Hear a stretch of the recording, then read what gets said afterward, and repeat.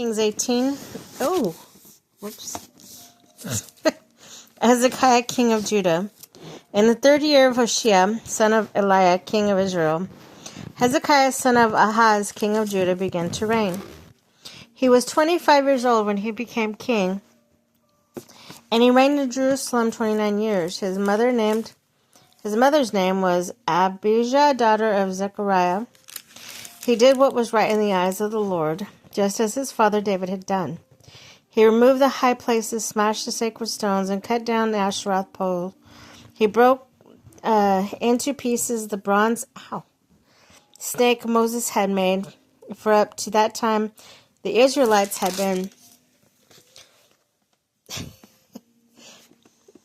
been burning incense to it. It was called Nehushtan. Hezekiah trusted in the Lord, the God of Israel. There was no one like him among the kings of Judah, neither before him or after him. He held fast to the Lord, and he did not stop following him. He kept the commands the Lord had given Moses, and the Lord was with him, and he was successful in whatever he undertook. He rebelled against the king of Assyria and did not serve him. From the watchtower to the fortified city, he defeated the Philistines as far as Gaza and his territory. In the king Hezekiah's 4th year, which was the 7th year, Hoshea called the Elas, king of Israel,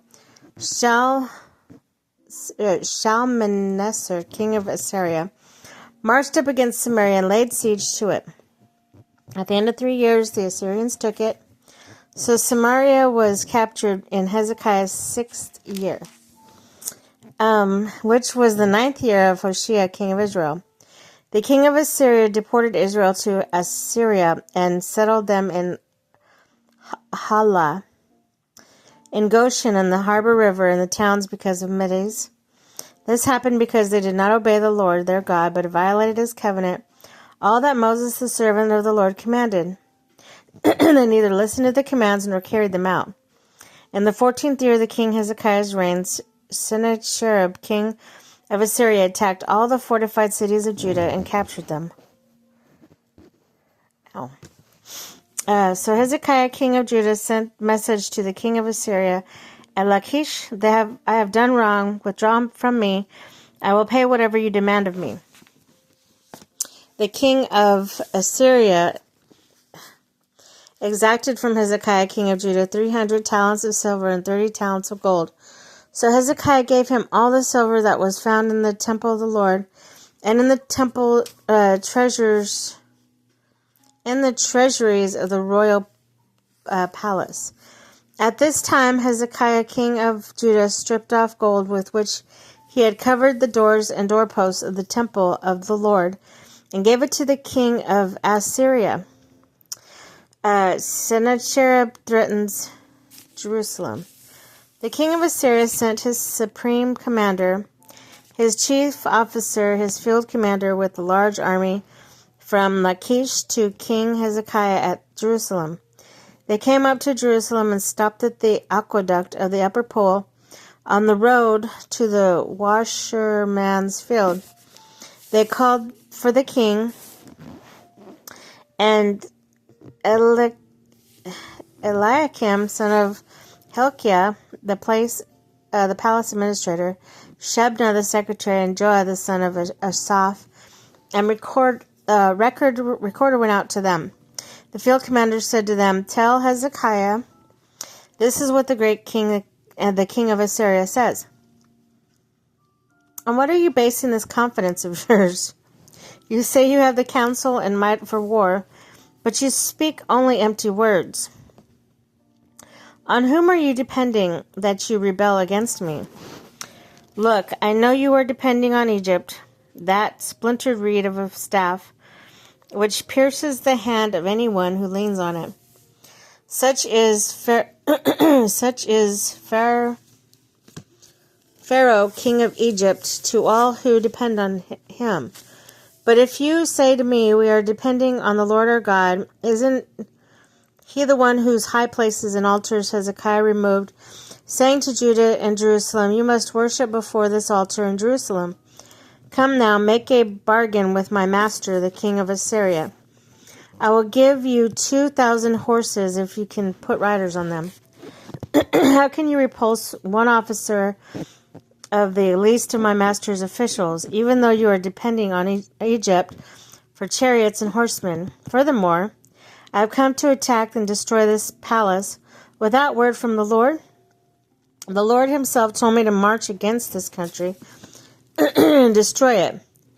Then Eliakim, son of Hilkiah, and Shebna and Joah said to the field commander, please speak to your servant in Aramaic, since we understand it. Don't speak to us in Hebrew in the hearing of the people of the wall. But the commander replied, it was only your master and you that my master sent me to say these things, and not to the people sitting on the wall, who, like you, will have to eat their own excrement and drink their own urine. The commander stood and called out in Hebrew, hear the word of the great king, the king of Assyria. This is what the king says, do not let Hezekiah deceive you. He cannot deliver you from my hand. Do not let Hezekiah persuade you to trust in the Lord when he says, the Lord will surely deliver us. The city will not be given into the hands of the king of Assyria. Do not listen to Hezekiah. This is what the king of Assyria says, make peace with me and come out to me. Then each of you will eat the fruit from your own vine and fig tree and drink water from your own cistern, until I come and take you to a land like your own, the land of grain and new wine, the land of bread and vineyards, the land of olive trees and honey. Choose life and not death. Do not listen to Hezekiah, for he is misleading you when he says, the Lord will deliver us. Has the God of any nations ever delivered this land from the hand of the king of Assyria? Where are the gods of Hamath and Arpad? Where are the gods of Seravaim, Hena, and Ava? Have they rescued Samaria from my hand? Who of all the gods of these countries has been able to save this land from me? How then can the Lord deliver Jerusalem from my hand? But the people remained silent and said nothing in reply, because the king had commanded, do not answer him.